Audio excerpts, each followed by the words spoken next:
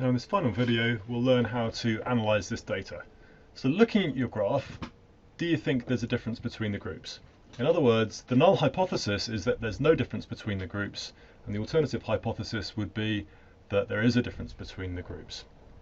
So for example, male and female mice grasp and eat a sugar pellet equally quickly on average, or perhaps females grasp and eat a sugar pellet more quickly than males.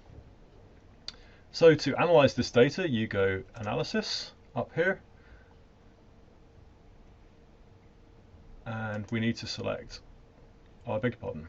So what you do is you go back to the data, double click on the data, you click on Analysis, and then you select the test that you've just chosen, which is the t-test. Make sure it's not the one sample t-test or anything else, it's the t-test, unpaired t-test. Click Run, and another little window will pop up.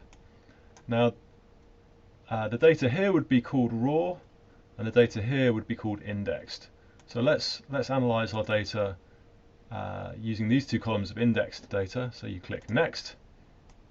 Now asks you where's your group information, which is this first column in column 6, and then the actual data is in column 7, and that fills it in here. Now you click Finish, and these are your results. There's quite a lot of information.